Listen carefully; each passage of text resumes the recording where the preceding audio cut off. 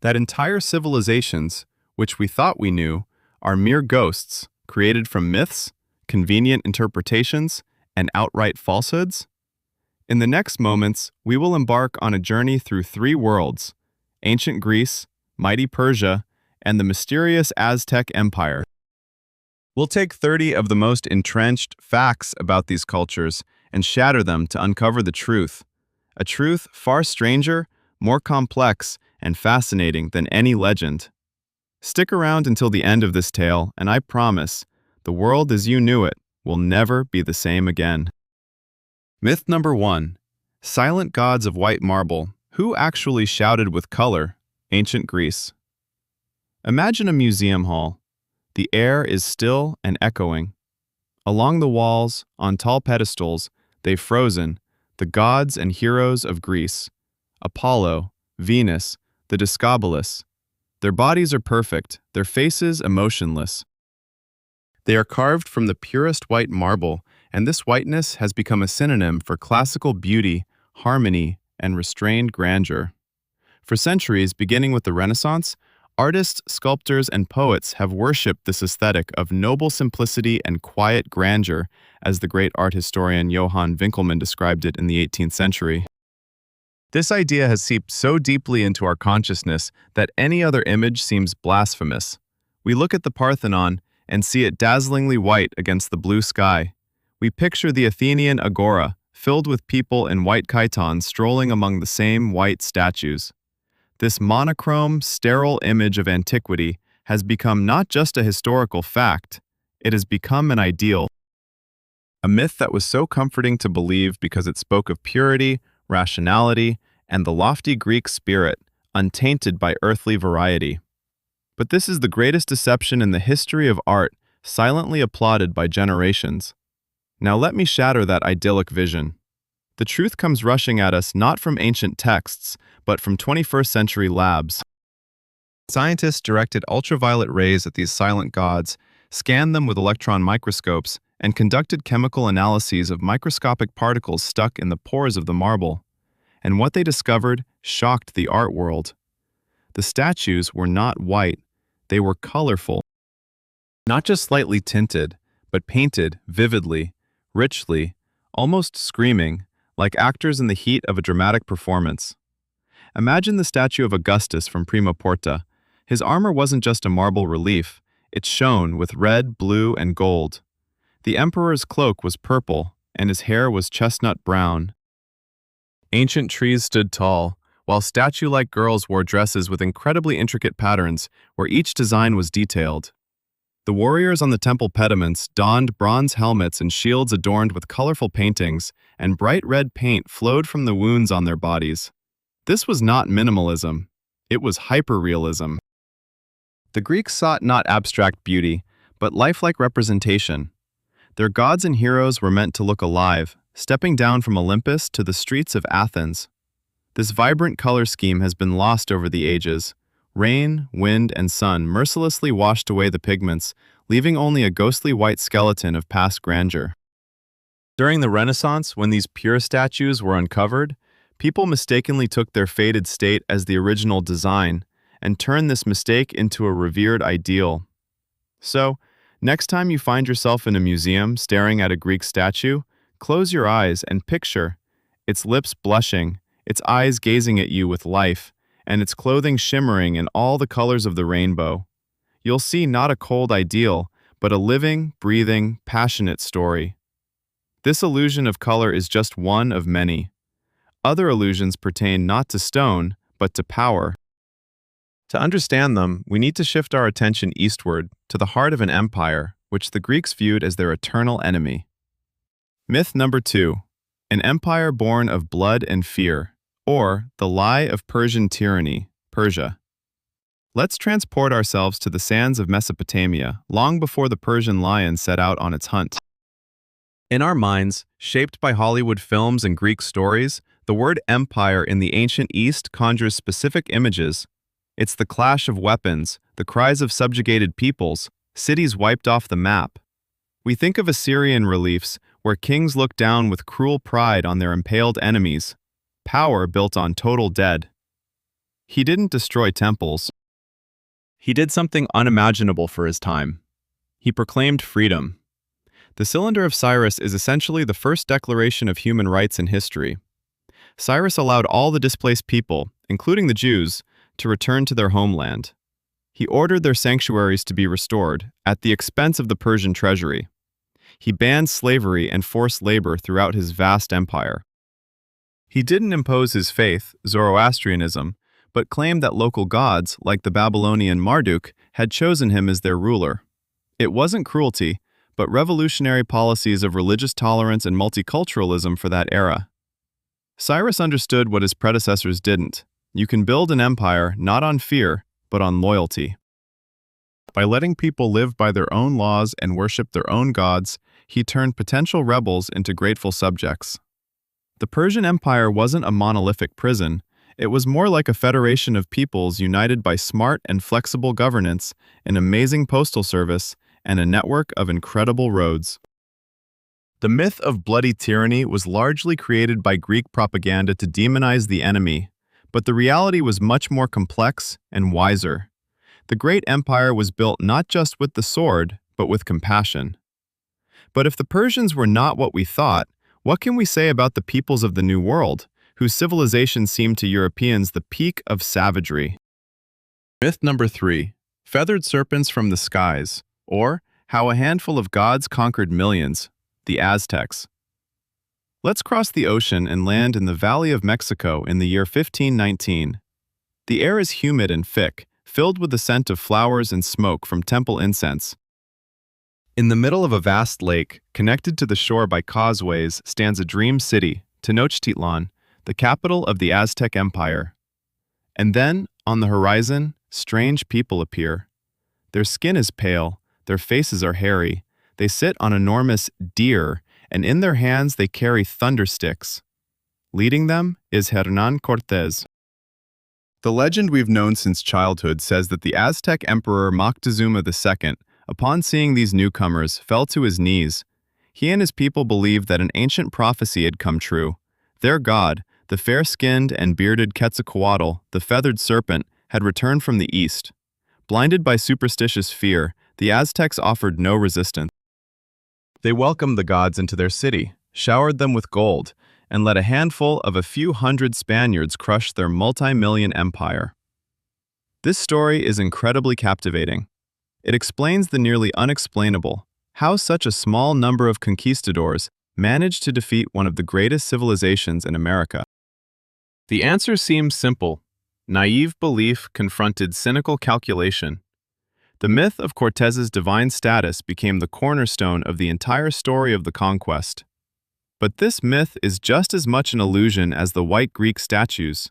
It was created and inflated by the Spaniards themselves, primarily Cortez in his letters to King Charles V.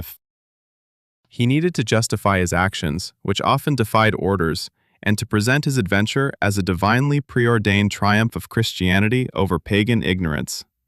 The Aztecs were anything but naive. Montezuma was an experienced and calculating ruler of a vast and complex empire. He didn't see a god. He recognized an unprecedented political and military problem. He had no information about who these newcomers were, their intentions, or their strengths. So, he acted like a wise diplomat. He used the myth of Quetzalcoatl to his advantage. By referring to Cortez as a divine being and showering him with honors, he was, first of all, buying time to gather intelligence. Secondly, he was elevating his own status. If he was conversing with a god, then he, Montezuma, must be the greatest of rulers.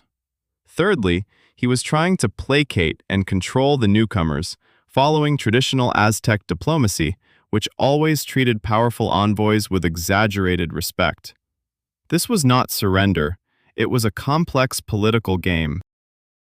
Additionally, the Aztec Empire was not a monolith. It relied on the subjugation of hundreds of other tribes who hated the Aztecs and were ready to ally with anyone to overthrow them. Cortez brilliantly exploited these internal divisions.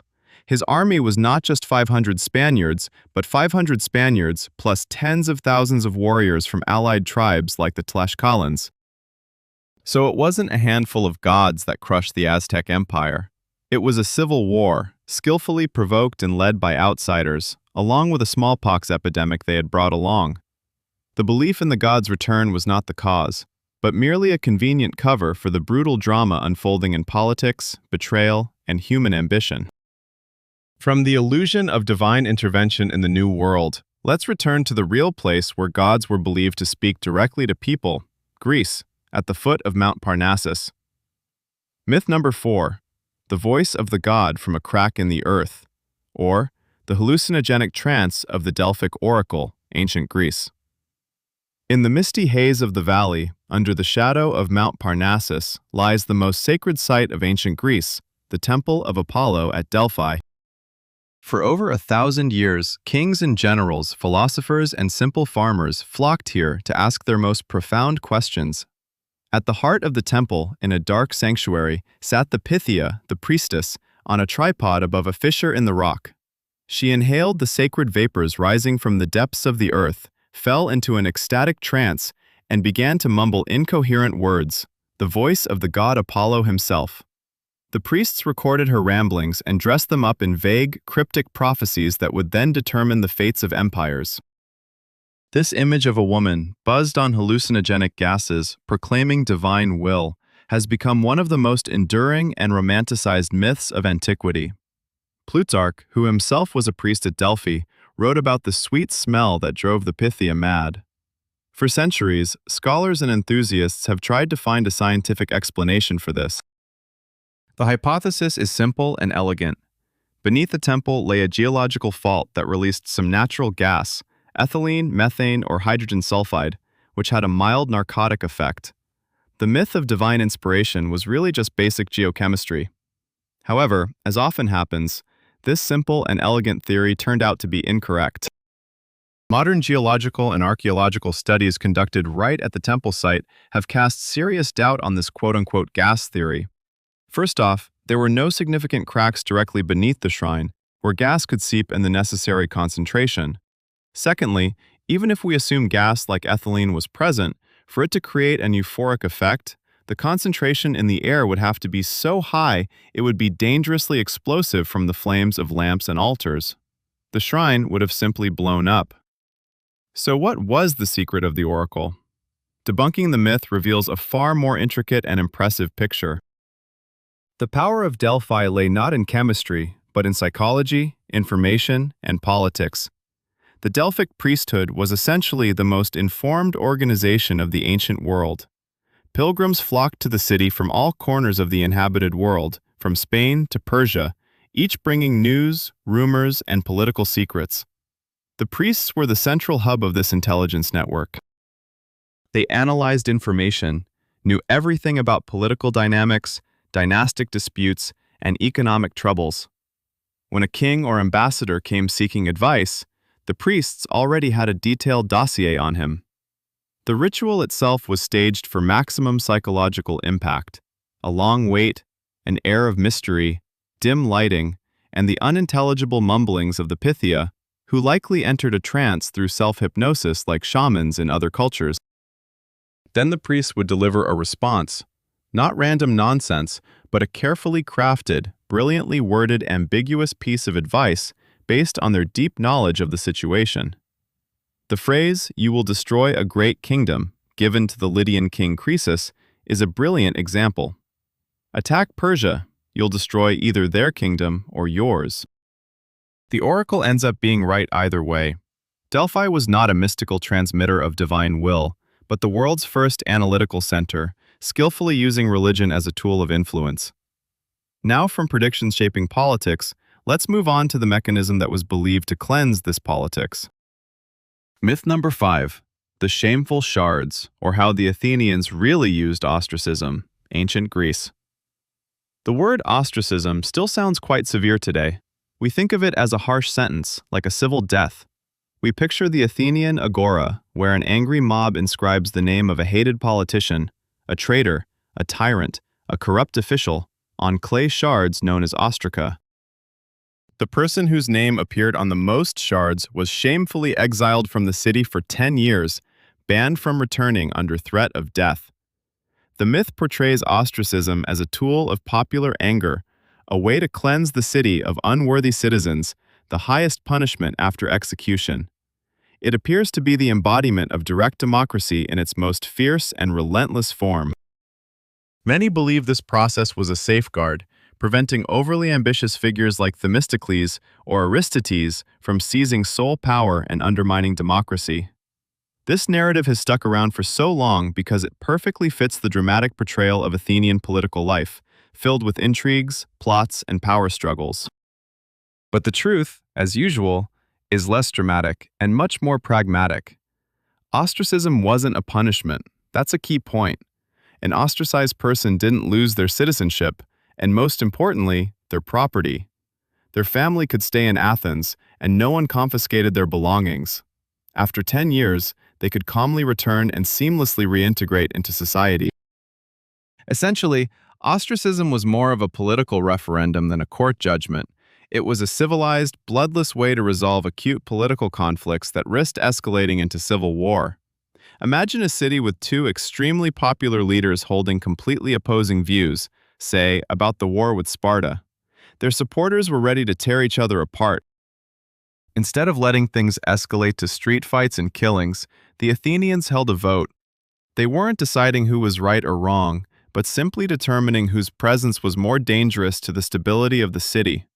The loser went off on a 10-year paid vacation, while the city got a break and could consolidate around the remaining leader. This wasn't a punitive measure, but a brilliant political tool to ease tensions in society. Moreover, archaeological findings show that influential politicians often prepared thousands of ostraca with their opponent's name ahead of time and handed them out to their illiterate supporters. So it was also part of an organized political struggle, not just a spontaneous outcry from the masses. The Athenians weren't driven by revenge, but were incredibly pragmatic. From the political wisdom of the Greeks, let's shift to the engineering wisdom that emerged in the heart of the Persian Empire. Myth number 6. The endless road for the king, which was the nervous system of the empire, Persia. When we think of the grand constructions of antiquity, we usually picture the Egyptian pyramids or the Great Wall of China, monumental structures that awe with their scale. Against that backdrop, the Persian royal road seems much more modest. Well, it's just a road, right? It is long, connecting Susa to Sardis over a distance of 2,700 kilometers.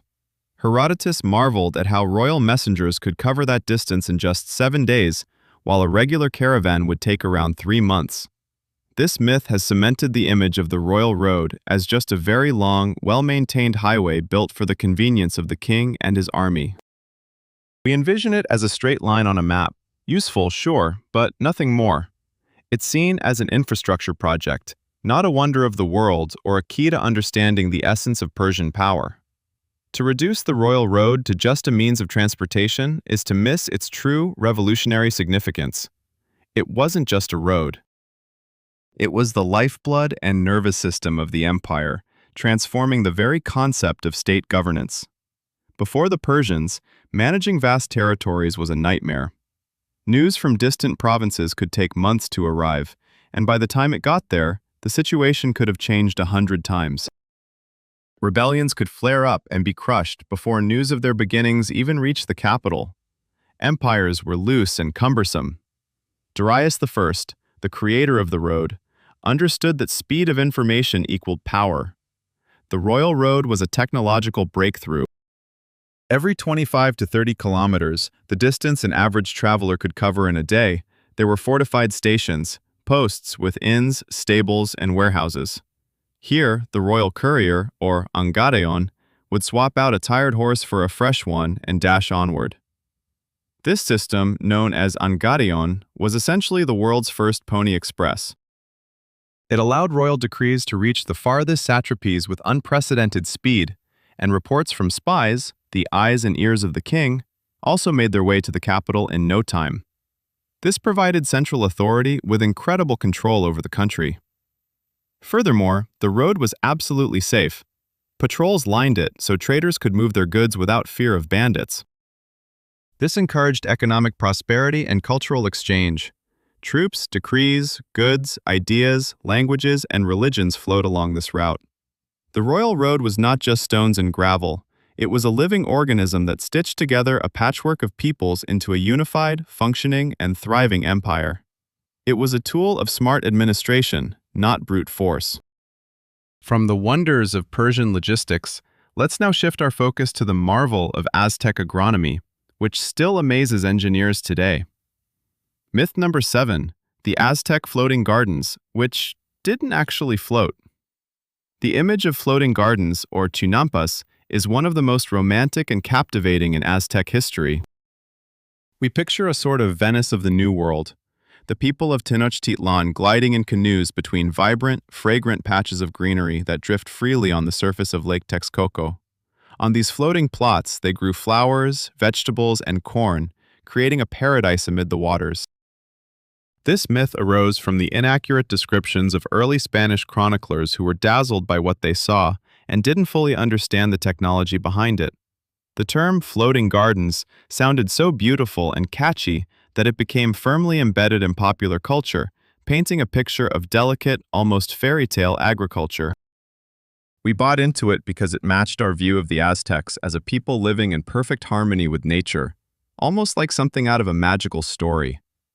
In reality, chinampas didn't float. That would have been completely impractical and inefficient. The truth is much more prosaic, but also far more impressive from an engineering standpoint. Chinampas were artificial islands built on shallow lake waters. The technology was brilliant. First, the Aztecs drove sturdy stakes into the lake bottom, marking off a rectangular area. Then, they filled this space with layers of mud, silt, and aquatic plants scooped from the lake's depths. The result was an incredibly fertile, constantly moist garden. They often planted willows along the edges of these islands, whose roots held the structure together, preventing erosion. Channels were left between the chinampas, allowing boats to navigate, making the transport of harvests much easier. This system was incredibly productive. With continuous access to water and nutrient-rich silt from the lake, the Aztecs could harvest up to 7 times a year, which sustained the massive city of Tenochtitlan, home to around 200,000 people. This wasn't a fairy tale, it was high-tech agriculture, the zenith of agricultural engineering. The Aztecs didn't just live in harmony with nature, they actively and intelligently transformed it, creating one of the most efficient farming systems in human history. They didn't wait for nature's favors, they built them. This same practicality and engineering knack was also evident in another aspect of their culture that's wrapped in myths, their writing system. Myth number 8. Primitive pictures instead of letters, or how Aztec writing actually worked, the Aztecs. When Europeans first encountered Aztec codices, they were confused. Instead of familiar rows of letters, they found pages filled with vibrant, stylized images: eagles, jaguars, snakes, human figures, houses, and plants. The first impression was clear. This isn't real writing. It's primitive pictograms, picture writing, where each symbol represents a whole word or idea. An eagle sitting on a cactus. That's the whole record. This myth took root for a long time. Aztec writing was deemed childish, incapable of conveying complex, abstract ideas, unlike the developed alphabetic systems of the Old World. This served as a convenient justification for the conquistadors. A people without real writing was automatically seen as less civilized, so conquering them was a noble task. We believed this because it flattered our Eurocentric view of the world. However, a deeper study of the surviving codices revealed that Aztec writing was much more complex and multifaceted. Yes, pictograms were widely used. The drawing of a house could indeed mean house, and ideograms, the drawing of a shield and arrows, could mean war. But this was just one layer. The Aztecs also actively used a phonetic principle, meaning signs that represented sounds rather than objects. Most of these were syllables. This principle is known as rebus. For example, to write the name of the city Coatepec, Snake Mountain, they could draw a snake, Coatl, and a mountain, Tepetl. But for more complex names that couldn't simply be illustrated, they used sound signs. For example, to write the sound ko, they could draw a pot, Comitl, using just the first part of the word. To represent the sound te, they could sketch a stone, Tetl. By combining these drawing puzzles, they could write practically any word or name, even if there wasn't a simple image for it. This was a flexible, mixed system that conveyed not just lists of tributes or historical events, but also poetry, philosophical treatises, and laws. It required the reader to have a deep understanding of the cultural context, yet it was functional and effective.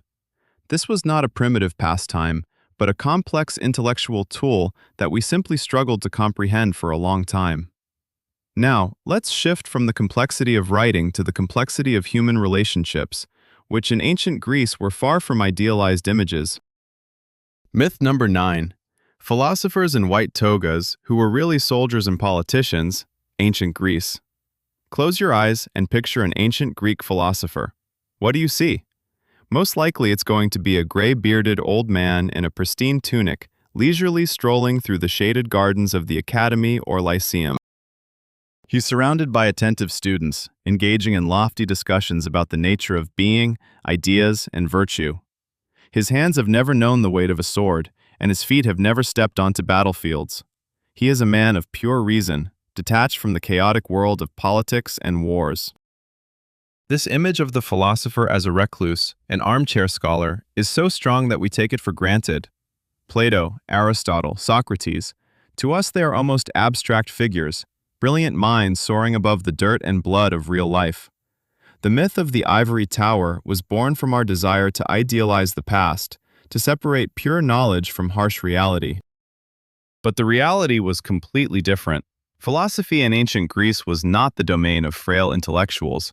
It was a pursuit for real men, citizens of their city-state, who fully shared in all its burdens and dangers. Socrates, the father of Western philosophy, was not just a wise man, but also a brave warrior. He served as a hoplite, a heavily armed foot soldier, and fought in 3 significant battles of the Peloponnesian War, at Potidaea, Delium, and Amphipolis. His contemporaries, including Alcibiades, were impressed by his endurance and courage in battle. Plato, his student, came from an aristocratic family, and there are accounts that he also served in the military and even competed in athletic contests. Xenophon, another student of Socrates, was not just a philosopher, but a professional soldier, a mercenary, and a commander, whose Anabasis is an exciting account of the journey of 10,000 Greeks. Even Aristotle, though he wasn't a warrior, wasn't sitting idle in his lyceum. He mentored Alexander the Great, one of history's greatest conquerors, and his teachings had a direct impact on politics. For the Greeks, philosophy was not an escape from life, but a means to understand and improve it. They believed that wisdom was inseparable from civic duty, which included defending the homeland with arms. A philosopher who wasn't ready to die for their city wasn't worth a dime. From the warrior philosophers of Greece, let's move to an elite unit of Persia, whose name inspired one of the most enduring military myths. Myth number 10. The immortal warriors of Xerxes, who were very mortal, Persia. Their name is formidable, the Immortals. A select 10,000 warriors, the personal guard of the King of Kings of Persia. Greek historians, primarily Herodotus, describe them as an unstoppable force. In battle, they were relentless, their armor shining with gold, and trailing behind them were caravans of wives and servants, showcasing their high status. The myth says they were called immortal because they couldn't be killed, or at least their losses in battle were so small that it seemed like they were invulnerable. This image of an elite, almost supernatural unit facing a handful of Spartans at Thermopylae became one of the most striking symbols of the Greco-Persian Wars. The legend of the Immortals was appealing because it created the perfect, powerful enemy, and defeating them seemed even more heroic. But the truth behind this grand name isn't mysticism. It's a brilliant example of military organization and psychological warfare. The Persian name for this unit likely sounded like Amrtaka, which can be translated as immortals. However, there's another theory that the Greeks simply misheard the word anushia, meaning companions or comrades. But even if they were called immortals, the reason was not due to their invulnerability. Their immortality secret was simple. Their numbers always remained exactly 10,000, come what may. The unit maintained a constant reserve. As soon as one warrior fell, got injured, or retired due to age, another trained fighter from the reserve immediately took their place. This created a powerful demoralizing effect for their enemies. No matter how many immortals they killed, the next morning there would still be exactly 10,000. Their ranks seemed to never thin out. This wasn't magic, it was clever logistics and workforce management. They were elite not because of superpowers, but due to better weaponry: a short spear, a large bow, a dagger, superior training, and iron discipline. They were mortal, just like everyone else, but their unit, as an organization, was immortal. This was a symbol of the unbreakable Persian power. The king might lose a soldier, but his guard would always be at full strength. Now, let's head back from the Persian war machine to the Aztec one, where a certain type of warfare was surrounded by even more myth. Myth number 11, the Flower Wars, which smelled not of flowers but of blood and politics. Aztecs. The name sounds poetic and mysterious, Flower Wars, Shochi Yao Yotl in the Waddle. This term brings to mind images of ritual tournaments, almost like sporting contests, where warrior aristocrats in elaborate feathered outfits battle not to kill, but to capture prisoners. According to the most popular myth, the main and only goal of these wars was to gather enough captives for human sacrifices. It was believed that the gods, especially the sun god Huitzilopochtli, required a constant supply of human blood, or else the sun would stop and the world would be plunged into darkness. So, the Flower Wars appear to us as a grim yet purely religious ritual, having nothing to do with real wars for territory and resources. This version was convenient, emphasizing the bloodthirstiness and fanaticism of the Aztecs, setting them apart from the civilized wars of Europeans. But reality, as always, is layered. The religious aspect certainly played a significant role. Capturing prisoners for sacrifices was a matter of honor for any Aztec warrior. However, to reduce the Flower Wars to just this would be a huge oversimplification. They had several other, equally important pragmatic goals. First, it was the perfect form of military training. During times when there were no major conquests, Flower Wars kept the army in a state of constant readiness, giving young warriors the chance to gain real combat experience and climb the social ladder, which was closely tied to military achievements in Aztec society. Secondly, it was a powerful tool of political pressure. The Aztec Empire, or Triple Alliance, conducted such wars against recalcitrant but not yet conquered city-states like Tlaxcala. This was a form of war of attrition. Constant raids prevented the enemy from relaxing, drained their economy, and showcased to all neighbors the futility of resisting Aztec power. This was a sort of imperial propaganda in action. Instead of launching costly and bloody full-scale conquests, the Aztecs preferred to keep the enemy under constant stress, gradually wearing them down. So, behind the poetic name lay cold, calculated geopolitics, where ritual and military strategy were intricately linked. Now, let's shift from the rituals of war to the rituals of art, which in Greece were quite different from what we usually think. Myth number 12. The great blind poet Homer, who may have never existed. Ancient Greece. His name is the foundation of all Western literature. Homer.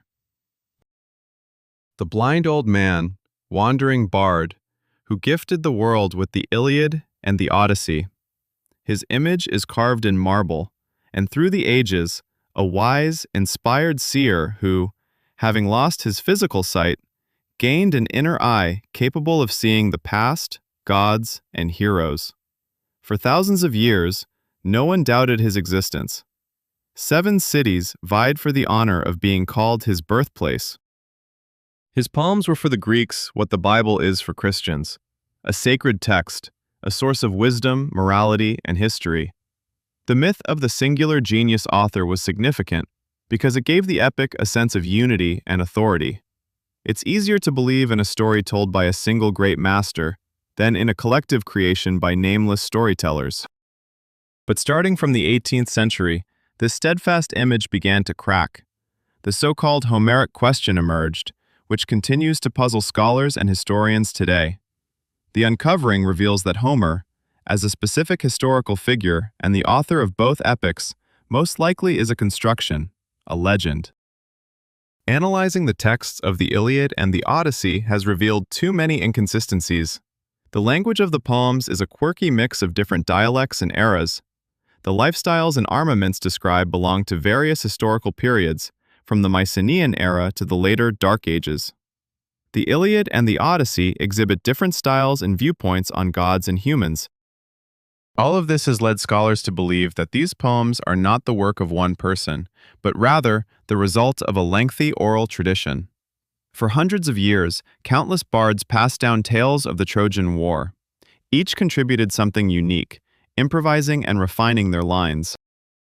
The Iliad and the Odyssey are essentially crystallizations, recordings of the best versions of these oral songs, likely compiled around the 8th to 7th centuries BC. Maybe there was a brilliant poet named Homer who played a key role in this codification, gathering and editing scattered tales. Or perhaps Homer is just a collective name, a pseudonym for an entire poetic school. We may never know for sure. But the fact remains, the poems are not a novel written by one author at a desk, but a vast sea of folk memory that built up its power over centuries before taking the form we know today. From the blindness of poetic insight, we move to the keen vision of imperial control, thanks to Persian spies. Myth number 13, the king's all-seeing eye, or how Persian intelligence really worked.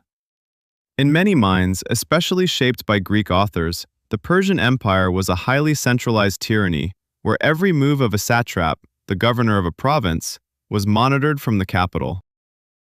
A crucial tool of this control was the institution of the so-called eyes and ears of the king. The myth paints a picture of a secret police, a network of spies and informants that permeated the empire. They were everywhere, disguising themselves as merchants, craftsmen, or travelers. They listened, watched, and reported everything directly to the king. Any satrap plotting treason or considering hiding taxes had to tremble in fear, as the invisible eye of the monarch was always watching. This image creates a picture of a totalitarian state built on suspicion and fear, where no one could trust another. However, the reality was both simpler and more complex at the same time. The institution of the eyes and ears of the king indeed existed, as Xenophon mentions, but it wasn't a sprawling network of secret agents like we think of today. In reality, the king's eye, or the king's ear, was a specific high-ranking official. This was an official position, not a covert mission. This person was the king's personal inspector, granted immense power. They didn't hide away but traveled openly through the provinces, often accompanied by their own military squad conducting audits. Their job was to check how the provincial governor was managing the territory, whether tax collection was on track, if the local population was being treated fairly, and, most importantly, if the governor was loyal to the central authority. The governor knew in advance about their arrival and was expected to assist them in any way possible. Of course, this inspector had their own network of local informants, but their main strength lay not in secrecy, but in their official status and the right to act on behalf of the king himself. This was not a secret police, but more like a general prosecutor or auditing agency with very broad powers. This system was a brilliant solution for managing a vast, decentralized empire.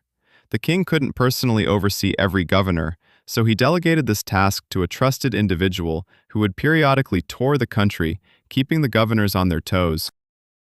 It was not a tool of total terror, but rather an effective means of administrative control.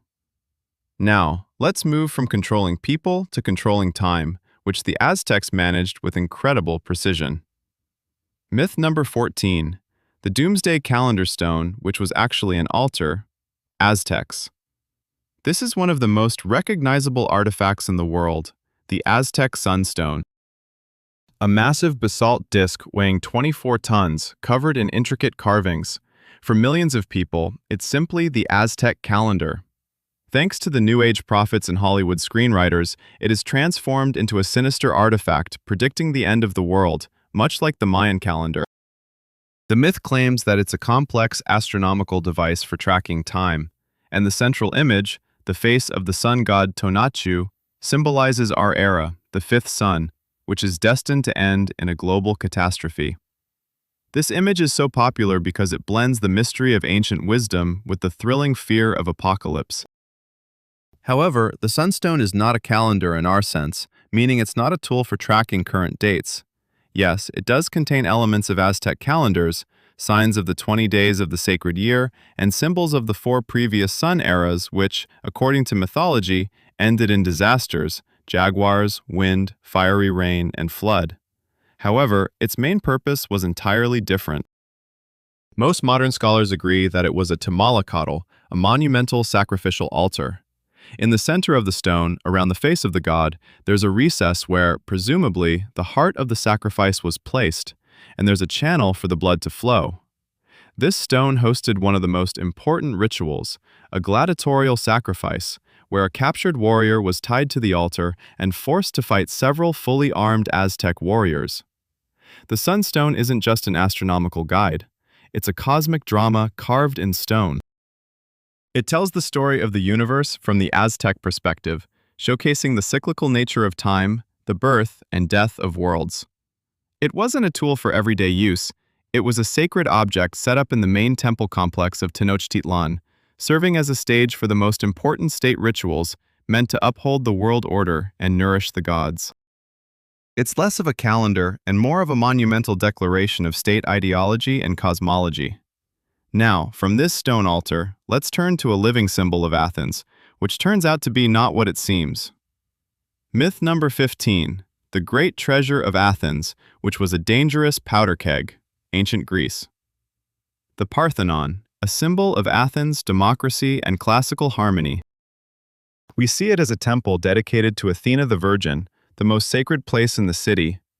Inside, as we know from descriptions, stood a gigantic 12-meter statue of the goddess made of gold and ivory, a masterpiece of the great Phidias. The myth portrays the Parthenon exclusively as a place of worship, the center of religious life where Athenians offered prayers to their patroness. Its architectural perfection seems to be a direct expression of their piety and artistic genius. This image is so pure and elevated that we hardly entertain the idea of it serving any other more grounded purpose. But the Parthenon had another equally important role that is often overlooked. It was not just a temple, it was the main treasury and state bank of the Athenian Maritime League. The gold covering the statue of Athena was not merely decoration, it was the strategic gold reserve of the state. The panels were removable, and in case of extreme need, as even Pericles suggested, they could be taken off and used for military expenses, with a promise to replace them after victory. The temple stored not only the treasury of Athens, but also the tributes paid by all the allied city-states in the Delian League, which quickly transformed into the Athenian Empire. Essentially, the allies paid Athens for protection, and the Athenians used that money for grand construction on the Acropolis, showcasing their power to everyone. Thus, the Parthenon was not just a symbol of faith, but also a symbol of imperial authority and financial dominance. But its story doesn't end there. After antiquity, it served as a Christian church and then a mosque. The most tragic irony of its fate is that its non-religious function led to its destruction in 1687. The Turks, who controlled Athens at the time, used the ancient temple as a powder magazine, naively thinking that the Christian Venetians wouldn't dare fire at a building that had once been a church. They were mistaken. A Venetian cannonball hit the mark, and a colossal explosion turned this masterpiece of ancient architecture into the ruins we see today. The Great Temple didn't fall because the gods were forgotten, but rather due to something very earthly: dust. Let's move from the storehouse of gold to the women of Persia, whose roles were much broader than we usually think. Myth number 16. Silent harem slaves who managed estates and businesses, Persia. When we hear the term Persian woman, our minds often conjure up images from 1001 Nights. We picture a resident of a lavish harem, living a life behind closed doors, surrounded by intrigue, silks, and fragrances. Her sole purpose seems to be to please her master, whether he's a king or a satrap. She appears to be devoid of rights, her face veiled, and her world confined within palace walls. This stereotype of the submissive, powerless Eastern woman is one of the most enduring and damaging myths. It was created by Greek authors looking down on Persian customs and then picked up by European artists and writers of the 19th century who were captivated by the exoticism and eroticism of Orientalism. However, clay tablets found during excavations at Persepolis tell an entirely different story. These documents, known as the Persepolis Fortification Archive, contain thousands of administrative records from the time of Darius and Xerxes. They are filled with mentions of women, not as powerless beings, but as active participants in economic life. Women from royal families and the aristocracy held significant power and independence. They owned vast lands and entire villages. They managed large workshops where hundreds of workers labored. They conducted business deals, traveled throughout the empire with their entourage to oversee their holdings, and negotiated contracts. The tablets meticulously record the distribution of provisions like grain, wine, and figs to work groups overseen by women. For instance, Bana, one of Darius's wives, was a major landowner and businesswoman, running a large estate and having her own seal for documents. Even ordinary female workers were not without rights. They received food rations, and those women performing skilled labor earned the same rations as men. Moreover, women received additional rations after giving birth, which can be seen as one of the early forms of maternity leave. Of course, Persian society was patriarchal, but the myth of total isolation and powerlessness of women is a gross distortion of reality. At least in the economic realm, a noble Persian woman had far more rights and freedoms than her counterpart in democratic Athens. Now, let's shift our focus from women managing land to those whose education was mandatory by law. Another surprising discovery from the Aztec world. Myth number 17. Uneducated savages who introduced the idea that this primitive civilization could have had an advanced education system seems far-fetched. We tend to think of universal education as a hallmark of the modern era, a product of Enlightenment ideas. The myth of widespread illiteracy and ignorance among the majority of the population has been convenient to emphasize the civilizational gap between Europe and pre-Columbian America. But the truth is that the Aztecs created one of the first systems of compulsory education for all children, regardless of their social class, both boys and girls. This was hundreds of years before similar ideas began emerging in Europe. The Aztecs had two main types of schools. The first was Telpochali, which means House of Youth, found in every neighborhood of the city. Here, commoners' children were sent starting around the age of 15. The focus was on practical and military skill. Boys were taught weaponry, fighting tactics, history, and civic duties. Girls learned household management, weaving, and other crafts. But it wasn't just a military school. Students were also taught singing, dancing, and religious rituals. The second type of school, Kalmakak, was for noble children, but talented kids from the common folk could attend as well. The curriculum there was much more complex. Students studied astronomy, mathematics, architecture, law, poetry, philosophy, and the art of governance. This was where future priests, officials, judges, and military leaders were trained. The system wasn't created purely out of humanitarianism. The state needed disciplined warriors and educated administrators to manage a vast empire. Education was a tool to cultivate the ideal citizen, devoted to their city and gods. But the very existence and requirement of education for all completely shatter the myth of a dark realm of ignorance. Now, let's shift focus from education for all to one of the most famous symbols of antiquity that was likely just a product of imagination. Myth number 18. The giant wooden horse, an ingenious metaphor, ancient Greece.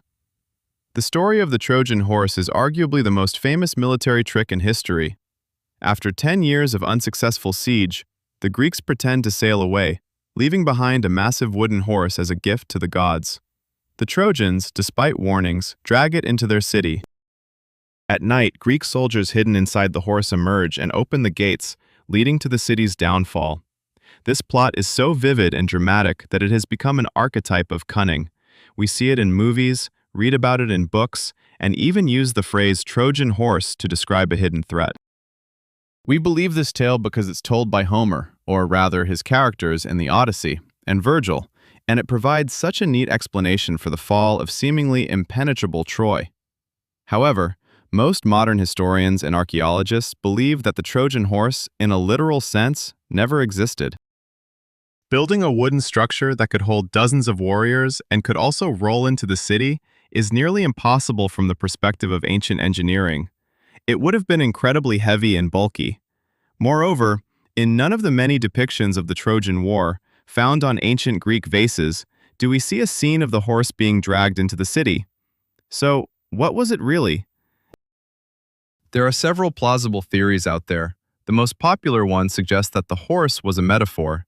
In the ancient world, battering rams, the siege engines used to break through walls, were often named after animals, like turtles and boars. It's very possible that the Greeks built a massive battering ram that resembled a horse's head and used it to smash through the gates or walls of Troy.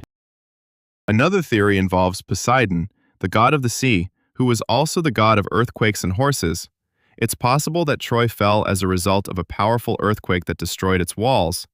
This natural phenomenon could have later transformed into a myth where Poseidon's symbol, a horse, was said to have entered the city and caused its ruin. Or the story of the horse could simply be an allegory for military cunning as a whole. Whatever the case, a brilliant tactical move likely happened, but it probably didn't look like a giant wooden toy. Now let's move from fictional weapons to real ones that were no less legendary: the fire that couldn't be extinguished. Myth number 19. The magical Greek fire, which was Byzantine oil, ancient Greece/Byzantium. Greek fire. It sounds like something out of fantasy. This mysterious weapon of the Byzantines, heirs to Greek and Roman culture, instilled fear in their enemies. It was described as a liquid fire that was shot from siphons mounted on ships. It burned even on water, and once lit, it couldn't be put out. It stuck to ships and people, incinerating everything in its path. Arabs, who suffered numerous times from this miraculous weapon during the sieges of Constantinople, called it the fire of the Romans and considered it a devilish invention. The myth says that the secret of its composition was known only to a select few and the emperor himself, and that it was lost when Byzantium fell. This air of mystery led to lots of speculation, everything from a mix of saltpeter and sulfur to some magical ingredients. In reality, while the exact recipe is indeed lost, the basis of Greek fire was quite down to earth. It was not magic, but rather cutting-edge military chemistry for its time. The main component, according to most modern researchers, was raw oil or its lighter fractions such as naphtha. The Byzantines had access to natural oil sources in the Black Sea region. Thickeners like pine resin or sulfur were probably added to make the mixture viscous and adhere better to its targets. It's also possible that quicklime was included, which produces a lot of heat when it comes in contact with water, potentially causing the mixture to ignite spontaneously. Greek fire wasn't entirely unique. Flammable mixtures based on oil had been used before. But the brilliance of Byzantine engineers lay in their delivery system. They invented the siphon, the first flamethrower in the world. This device consisted of a pump and a bronze pipe that could shoot a stream of burning liquid for dozens of meters. It was the combination of an effective incendiary mixture and a way to deliver it that made Greek fire such a fearsome weapon, especially in naval battles.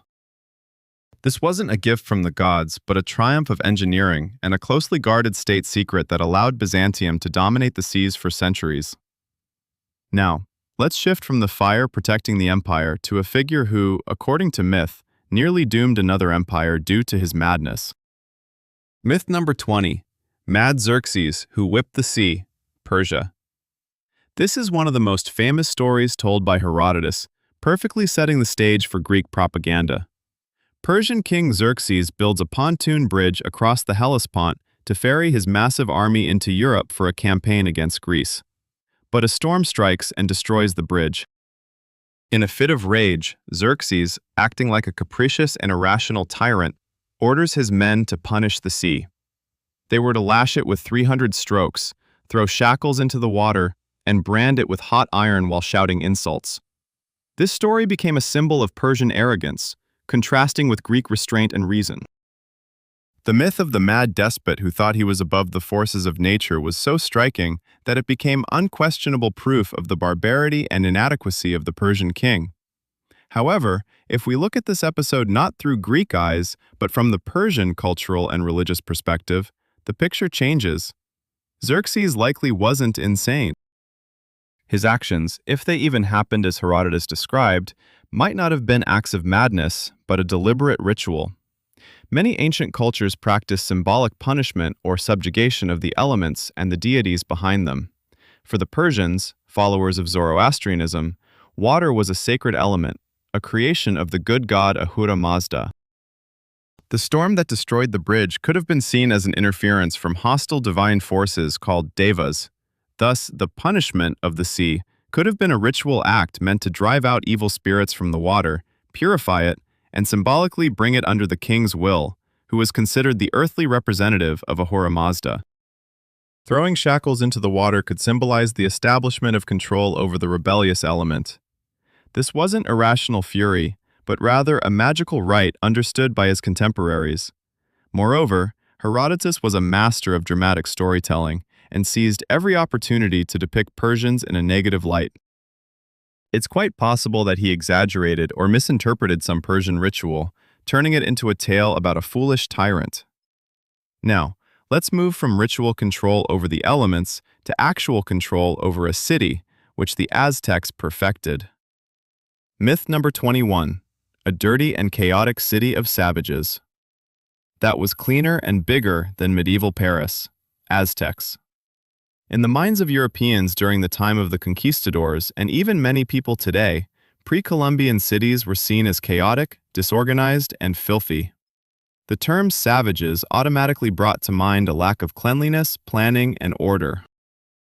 The myth of Tenochtitlan as a, quote, barbaric settlement, even if it was large, was convenient for highlighting the superiority of European civilization with its stone castles and cathedrals.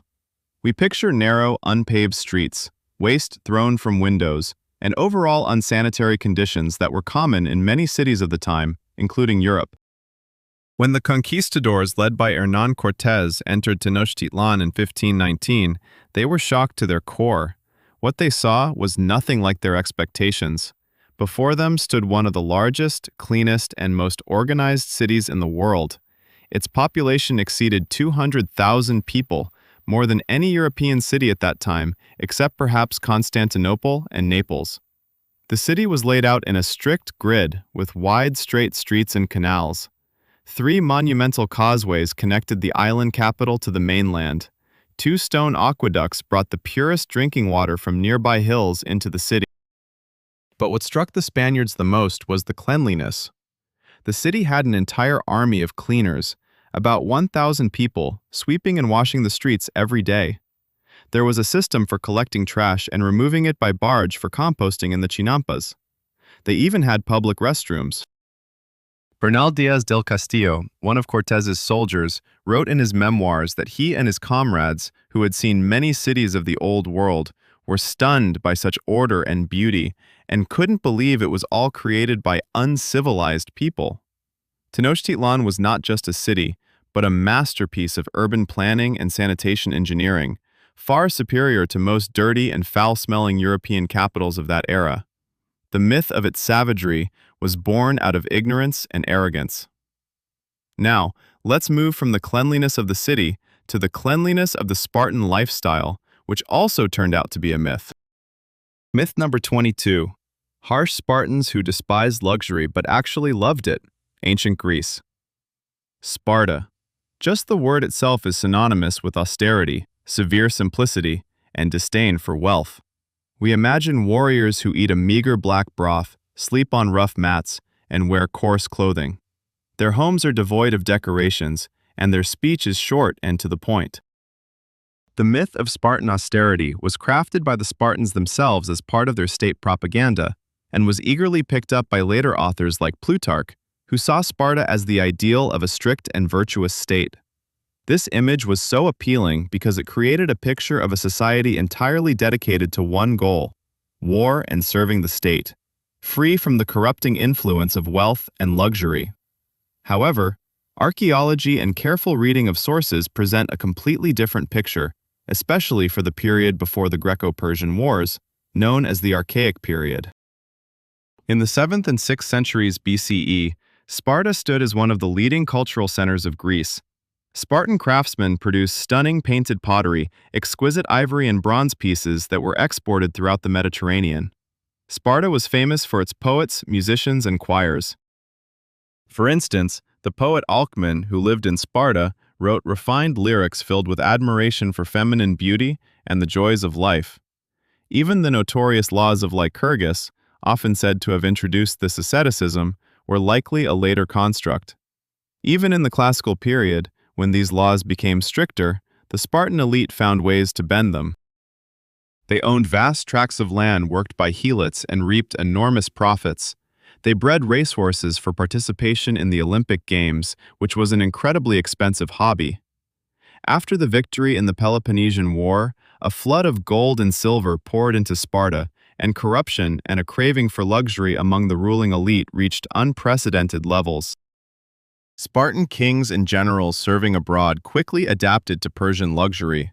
So, the myth of universal asceticism is more of an idealized image, a facade that hid a society typical of Greece, complete with its weaknesses and love for the good life. They just knew how to create an image better than anyone else. From Spartan propaganda, let's move on to Persian propaganda, which was just as skillful. Myth number 23. The Persians as barbarians who had no culture and merely copied others. Persia.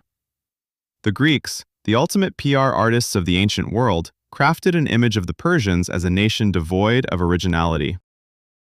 In their view, the Persians were rich and powerful, yet culturally empty. They conquered ancient civilizations of Mesopotamia and Egypt and simply borrowed their art, architecture, and customs, creating nothing of their own. Their art was termed eclectic, meaning it was a mechanical mixture of foreign styles.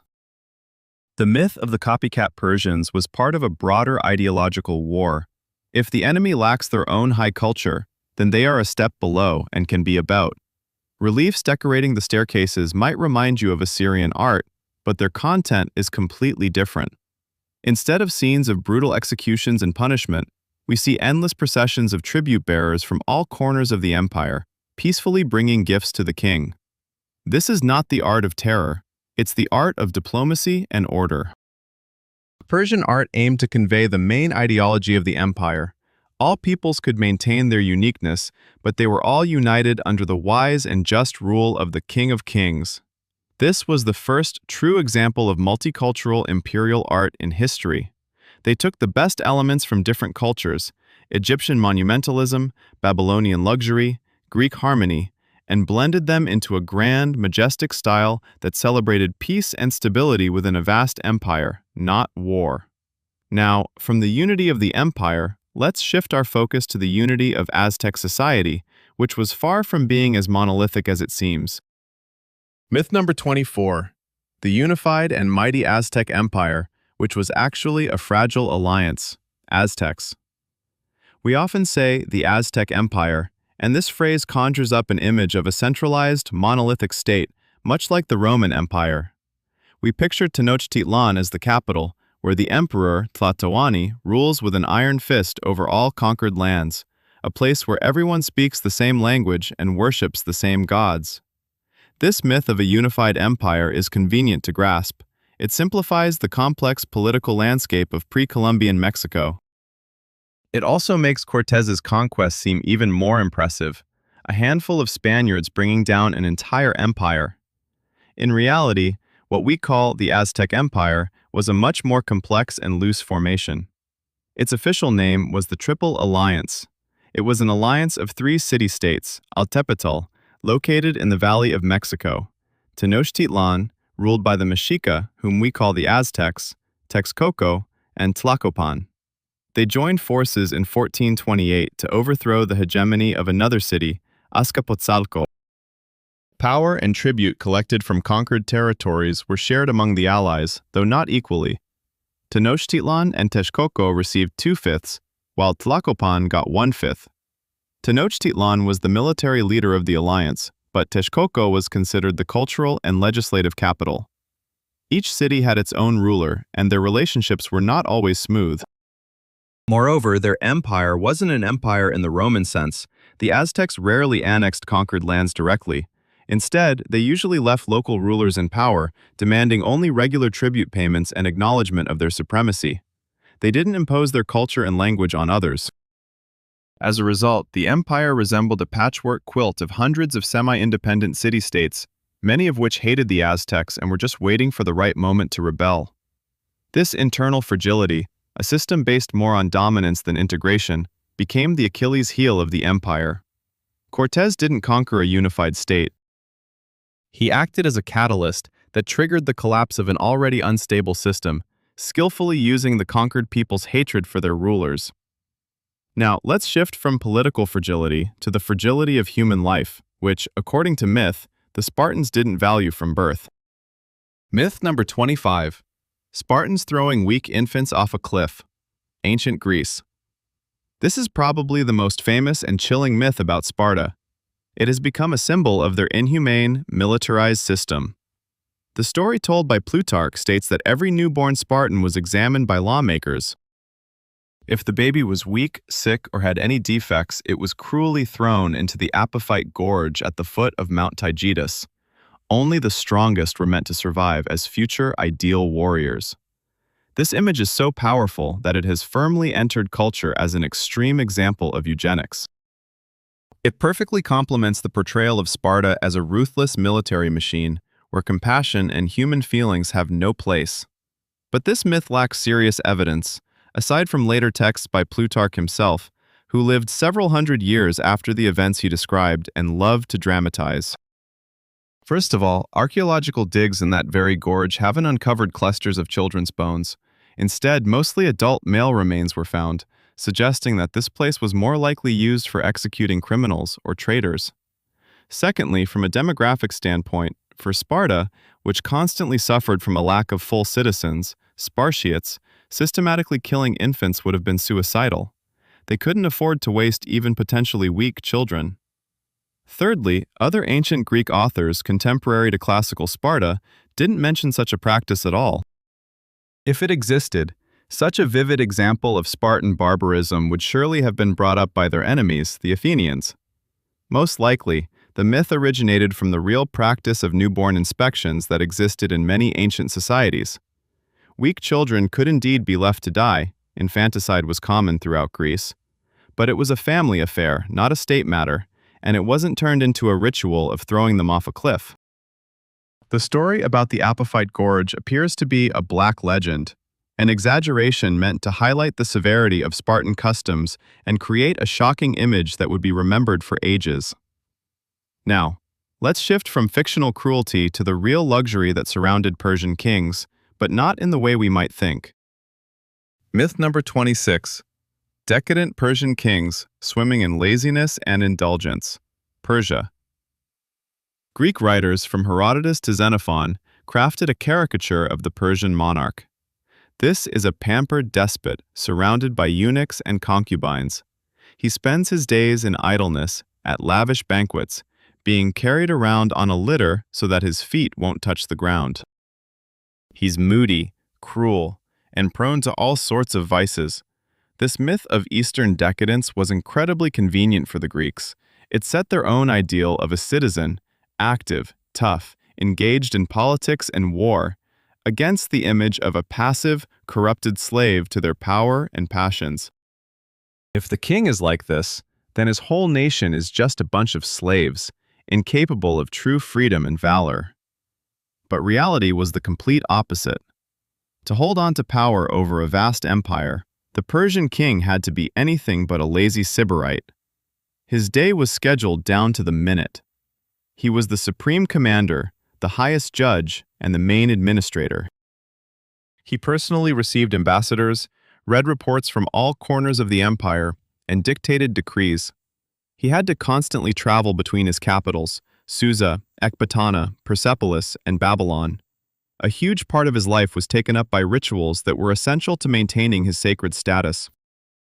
On top of that, the Persian aristocratic ethics required the king to excel in everything considered virtuous. He had to be the best hunter, the best horse rider, the best archer. Hunting lions or wild bulls wasn't just a pastime, it was a display of courage and strength, a must for any monarch. Persian kings like Darius or Cyrus were relentless builders, organizers, and warriors. Even Xerxes, despite his failed campaign in Greece, was an energetic ruler. The luxury surrounding him wasn't a sign of weakness, but a necessary tool of power. A lavish court, golden dishes, expensive clothes, all part of an imperial theater meant to instill the idea of the unstoppable might and wealth of the empire in their subjects and foreign ambassadors. This was a calculated policy, not personal indulgence.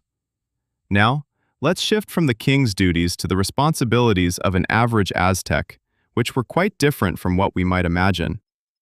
Myth number 27. Aztec commoners were slaves with no rights. When we think of Aztec society, we picture a rigid pyramid. At the top is the divine emperor and priests. Beneath them are warrior aristocrats, and at the very bottom is a huge mass of powerless peasant commoners living in poverty and fear, essentially slaves to the state.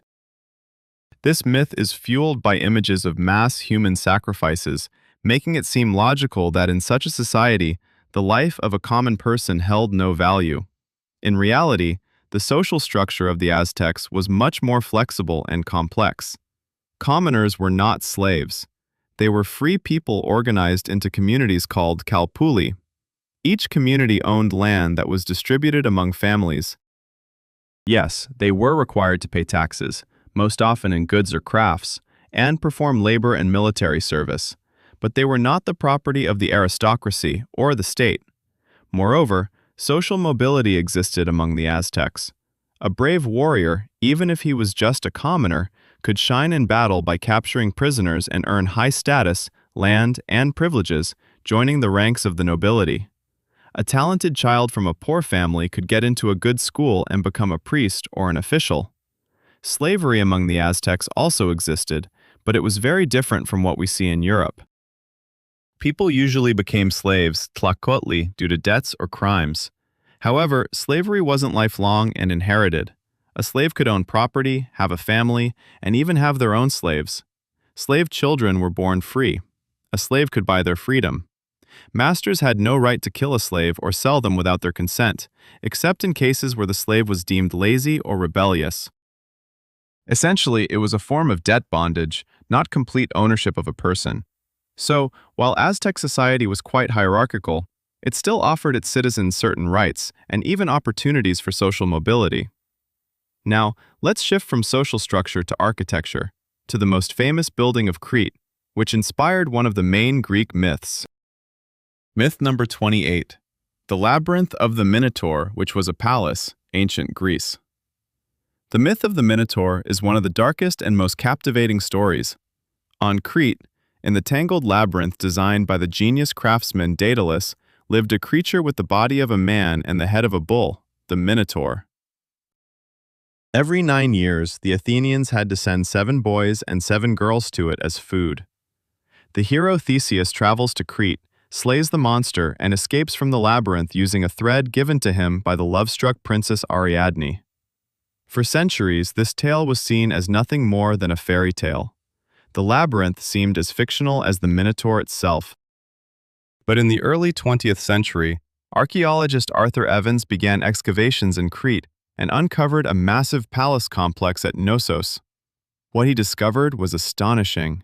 It was a gigantic structure covering tens of thousands of square meters, consisting of hundreds of rooms, halls, corridors, staircases, and light wells, all laid out at different levels with no obvious symmetry. For the Achaeans who arrived on Crete after the decline of the Minoan civilization, this complex and puzzling building could very well have seemed like the actual labyrinth. The word labyrinth might even come from labrys, the double axe that was a sacred symbol to the Minoans, with images of it found throughout the Cnossian palace.